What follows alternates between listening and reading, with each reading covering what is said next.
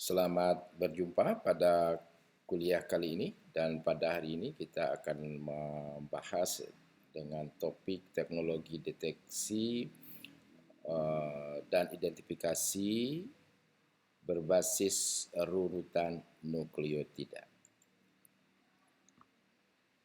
Nah, sebagaimana yang sudah kita kuliahkan pada beberapa waktu yang lalu, aplikasi bioteknologi untuk deteksi dalam proteksi tanaman, dalam arti untuk hama dan patogen. Pertama, kita sudah membahas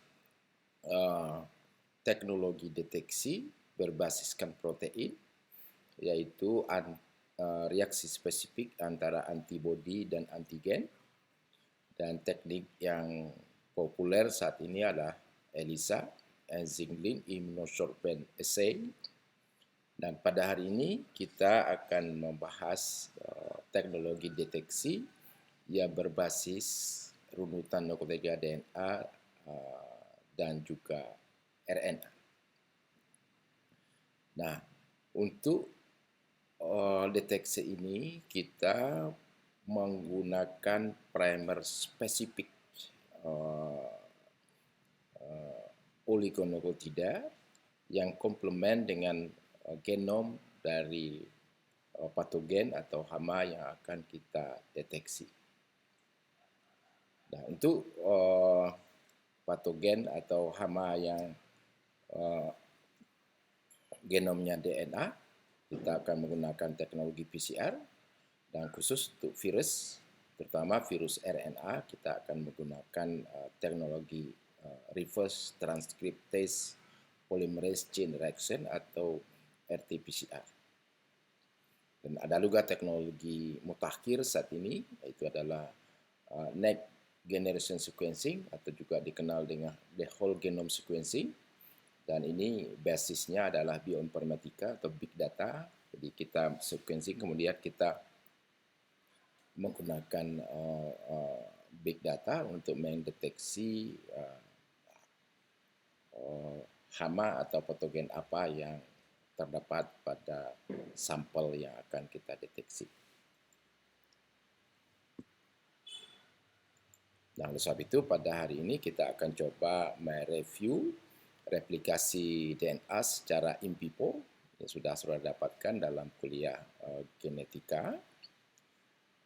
Kemudian replikasi DNA dan RNA secara in vitro atau untuk PCR dan juga RT-PCR. Kemudian ada elektroforesis. Elektroforesis ini salah satu teknik visualisasi dari PCR atau RT-PCR untuk mengamati DNA spesifik yang kita amplifikasi melalui PCR dan RT-PCR sebagai pertanda bahwa positif atau negatifnya suatu uji atau deteksi.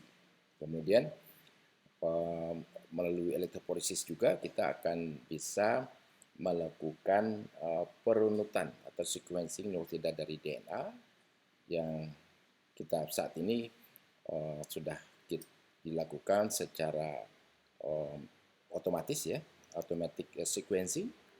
Kemudian untuk identifikasi dan keragaman genetik, kita juga akan lakukan analisis runutan DNA. Kemudian kita bandingkan di gen bank untuk melihat hubungan genetik patogen kita dengan patogen sejenis yang sudah dipublikasikan dan tersimpan dalam gen bank. Nah, kita mulai mereview kuliah yang sudah dilakukan tentang replikasi DNA secara in vivo. Maka ini adalah model atau molekul DNA terdiri dari dua utas. Kemudian masing-masing rantai atau utas dihubungkan oleh basa nukleotida. yang terdiri dari adenin, timin, guanin, dan sitosin, atau juga dikenal dengan bahasa pirimidin dan purin.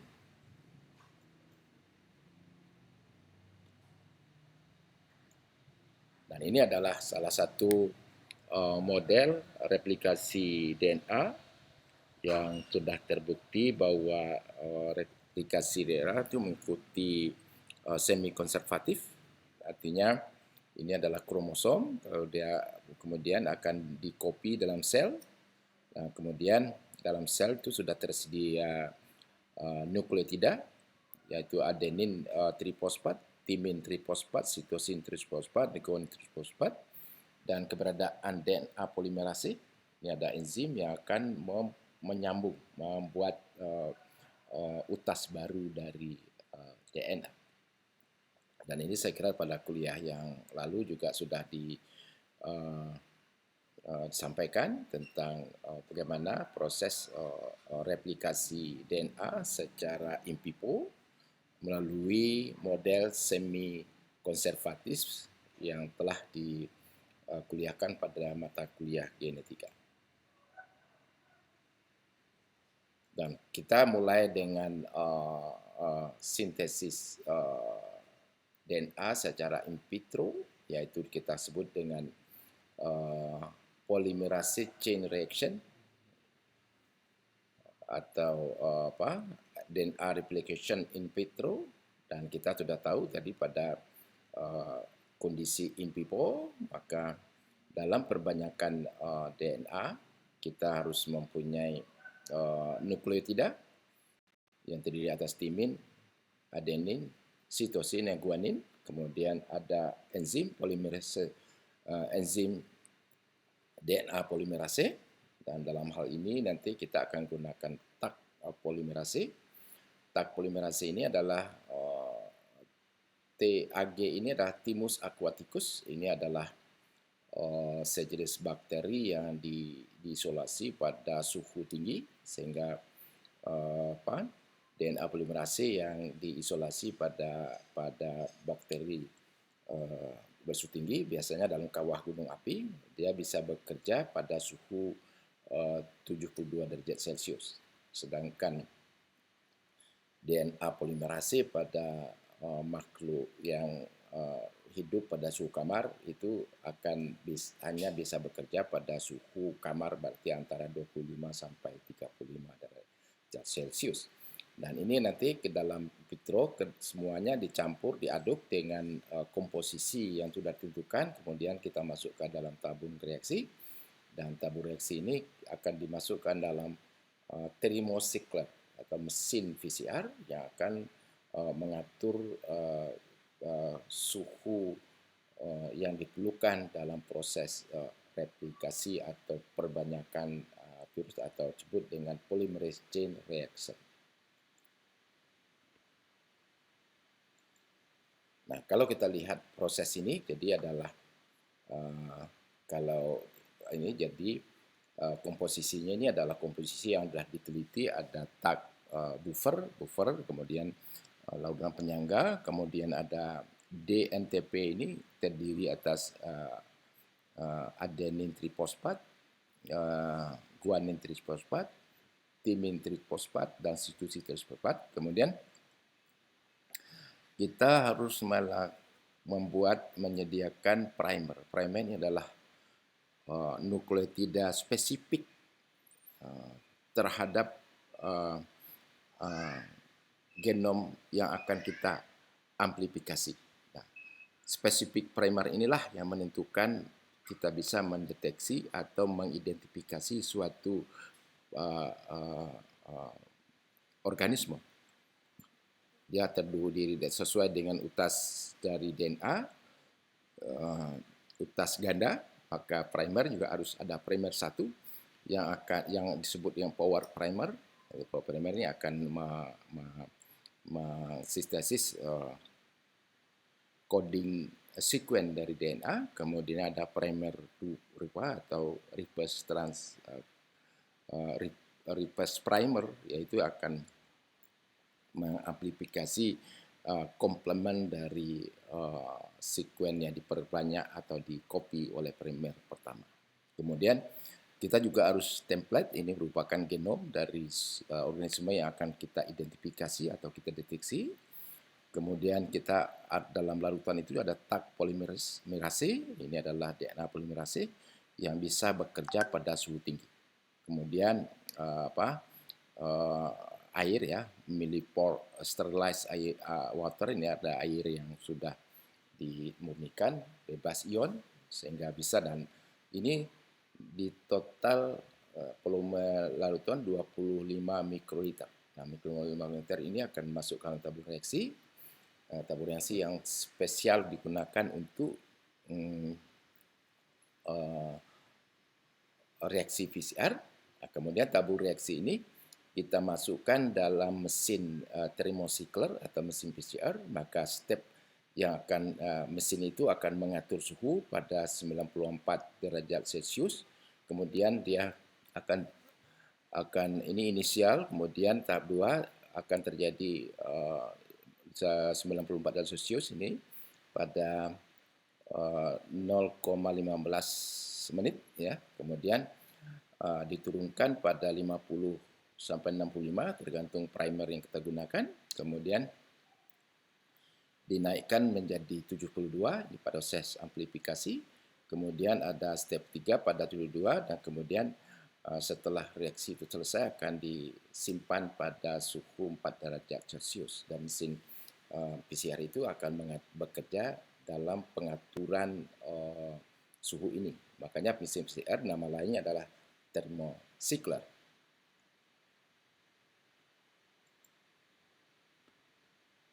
Nah, ini salah satu contoh. Jadi ini ada saya sebutkan, ini adalah komposisi reaksinya. Kemudian ini adalah DNA target. Nah, tergantung primer yang kita perlukan. Jadi kita mau kalau primer spesifik, artinya plasma spesifik untuk virus tertentu, primer spesifik untuk bakteri tertentu, virus spesifik untuk serangga dan juga jamur. Jadi, primer ini hanya mengamplifikasi genom yang kita akan deteksi. Dia tidak bisa, primer yang kita rancang untuk mendeteksi virus tidak akan bisa mengamplifikasi atau bereaksi positif terhadap bakteri, jamur, dan juga serangga.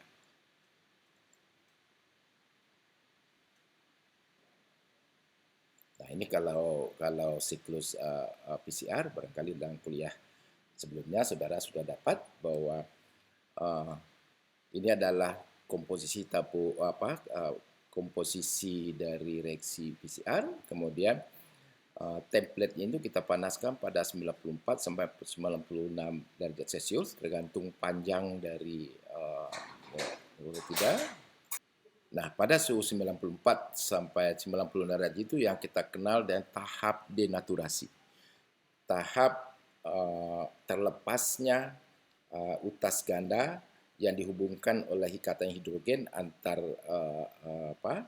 nukleotida terlepas. Kemudian pada saat itu suhunya diturunkan menjadi 50 sampai 65 derajat Celcius tergantung panjang, jenis primer, dan juga sekuen primer.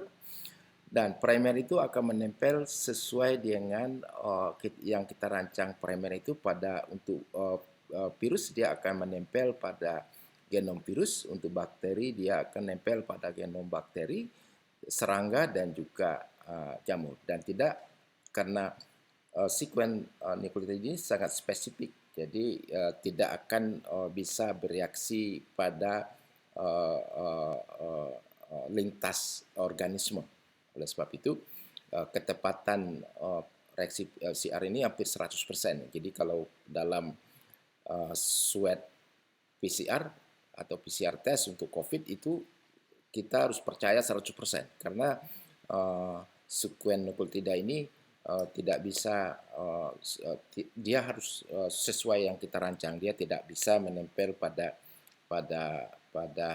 organisme yang bukan yang sesuai dengan genom atau primer yang kita rancang. Nah, selanjutnya dari suhu 56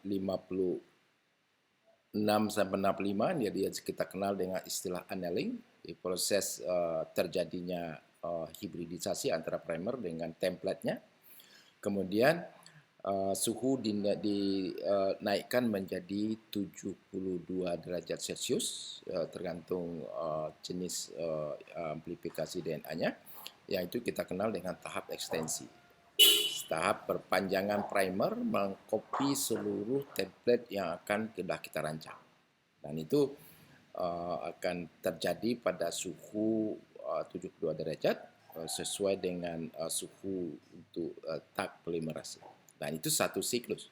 Kemudian siklus yang sama dimulai lagi dari denaturasi, annealing dan extension pada siklus 2, kemudian siklus 3, dan rata-rata antara 30 sampai 40 siklus yang kita akan lakukan dalam proses amplifikasi DNA.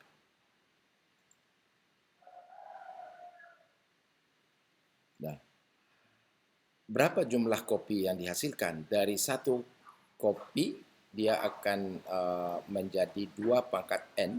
Jadi N ini ada siklus. Jadi pada siklus 2 akan dari 1 DNA akan menjadi 4. Pada siklus 4 dia akan menjadi 8 kopi. Dan pada siklus 25 terjadi 30 juta kopi. Dan pada siklus selanjutnya antara 35 sampai 40 itu terjadi miliaran kopi dari DNA yang kita perbanyak secara in vitro.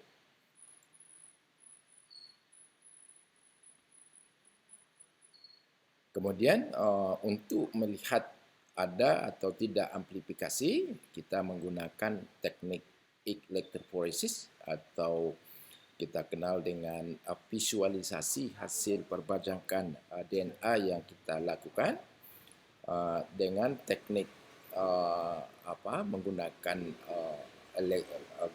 medan elektromagnetik. Dia akan bergerak dari satu kutub ke kutub yang lain. Nah, tergantung besar kecilnya ukuran DNA yang kita amplifikasi. Ini sebagai contoh di sini. Ini sengaja kita buat namanya marker atau one KB ladder. Ini yang kita sudah standarisasi berapa ukurannya. Kemudian pada satu ini biasanya kita coba dengan kontrol positif. Kemudian 2, 3 ini kita masukkan hasil amplifikasi. Dan kalau kita di sini kita bisa melihat bahwa pada ini kedua dia akan terjadi 2000 pasangan basah. Kemudian ada ini sekitar 1700, dan ini salah satu indikator positif atau tidaknya suatu reaksi PCR atau deteksi. Nah, berdasarkan hasil elektroforesis atau visualisasi dari hasil PCR, kita bisa menentukan positif atau tidaknya suatu deteksi. Artinya kalau terjadi amplifikasi dan ukurannya sesuai dengan rancangan primer yang kita buat, maka dalam sampel itu artinya organisme yang kita deteksi itu ada. Nah, itu saya kira untuk mendeteksi positif atau tidaknya suatu sampel dengan PCR, kita cuma hanya bisa lihat melalui visualisasi dengan elektroforesis. Nah, ini saya ulang lagi bahwa tadi kalau genomnya DNA, jamur, bakteri, serangga, virus DNA, itu kita akan perbanyak dengan PCR. Kemudian kalau genom virus, khusus virus RNA, kita ada RT-PCR. Artinya RT-PCR ini ada satu reaksi yang kita rubah dulu RNA menjadi DNA. Artinya RNA kita konversi ke jadi DNA, dan setelah terbentuk DNA kita akan amplifikasi sesuai dengan prosedur PCR yang kita lakukan seperti tahap-tahap yang sudah kita jelaskan sebelumnya. Nah, ini adalah salah satu penelitian teman saudara. Jadi adalah identification of begomovirus di begomovirus yang ini adalah virus yang menyerang terong di Perinsewu. Ini ada penelitian Erika yang kita publikasikan di jurnal internasional dan gejalanya kuning. Ini kalau kita kalau tanaman Solanaceae lainnya seperti ini, dan kemudian kita deteksi menggunakan PCR. Nah, ini adalah virusnya, begomovirus. Ini adalah peta DNA-nya. Nah, kemudian kita menggunakan primer spesifik untuk begomovirus. Nah, hasil PCR-nya kita elektroforesis dan ternyata yang kita dapatkan sesuai dengan yang kita rancang. Jadi berdasarkan markernya di sini bahwa yang ini ada 550 kurang lebih, kemudian ini adalah 912. Jadi apa artinya? Bahwa primer yang kita gunakan mendeteksi bahwa dalam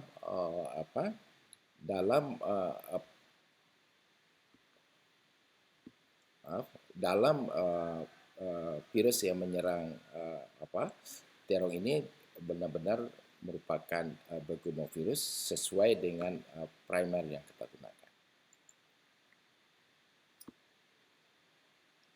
Nah,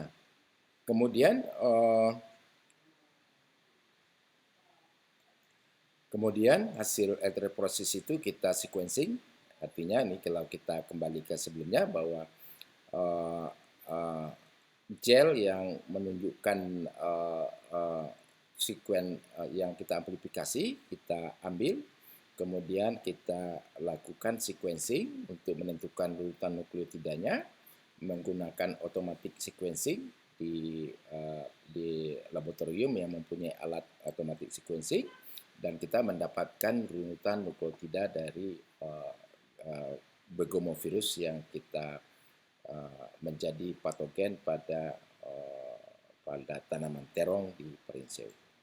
Kemudian kita lakukan analisis filogenetik dan kita akhirnya bisa mengidentifikasi bahwa begomovirus dari Perinsewu itu adalah sama atau merupakan tomato yellow leaf curl conjugate virus.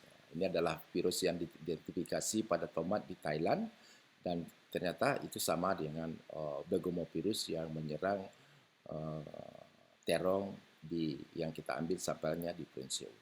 Nah, kalau kita lihat dari virus yang menyerang cabai kuning, ternyata dia mempunyai virus yang berbeda. Walaupun dia berada sama-sama dalam begomovirus, tapi spesies dari begomovirus yang menyerang cabai atau penyakit kuning pada cabai itu berbeda dengan begomovirus yang menyerang terong.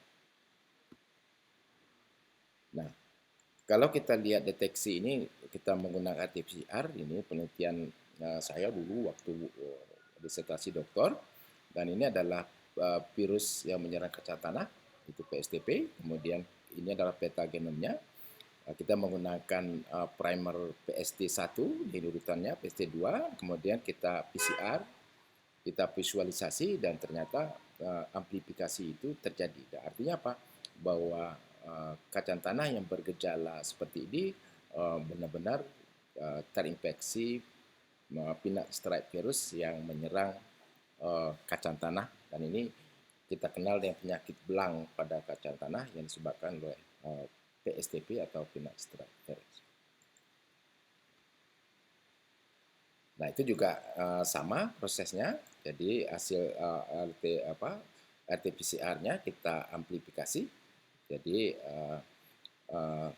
di sini bahwa molekul yang kecil itu akan berjalan lebih cepat, karena dalam gel itu terjadi gesekan. Jadi kalau yang besar dia akan lambat dan yang kecil lebih cepat. Dan ini adalah proses elektroforesis yang kita lakukan dari hasil atau visualisasi dari RT-PCR atau PCR yang kita lakukan untuk deteksi baik virus, serangga, jamur, dan bakteri.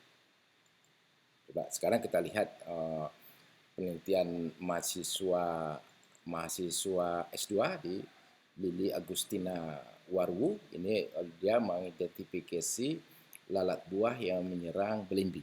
Dan ini ternyata setelah menggunakan primer yang dibuat, ini ada primernya, kemudian kita visualisasi melalui PCR, dan kemudian kita sequencing, kita ambil DNA ini, kita sequencing seperti yang terjadi kita lakukan pada virus, dan kemudian kita analisis filogenetiknya, dan ternyata lalat buah yang menyerang jambu biji dengan jambu air itu adalah Bartosera albistrigata. Dan ini salah satu metode cepat untuk identifikasi lalat buah, karena kalau kita menggunakan morfologi, kita menjadi sulit membandingkan antara lalat buah satu dengan yang lain, dan kadang-kadang sangat bias. Dan kalau dia menggunakan molekuler ini, ketepatannya 100%. Jadi nilai kepercayaannya di dunia internasional, apalagi kalau kita bekerja di karantina, ini merupakan suatu yang wajib kita lakukan untuk memberi data bahwa ternyata lalat buah di Indonesia itu adalah Bartosera albistrigata, dan ini menjadi acuan untuk ekspor dan impor dari suatu buah yang terinfeksi lalat buah. Nah, itu yang perlu saya sampaikan pada kuliah kali ini. Semoga saudara bisa mengikuti dan membaca rujukan apa saja di internet, banyak sekali yang berhubungan dengan deteksi melalui PCR. Demikian, terima kasih.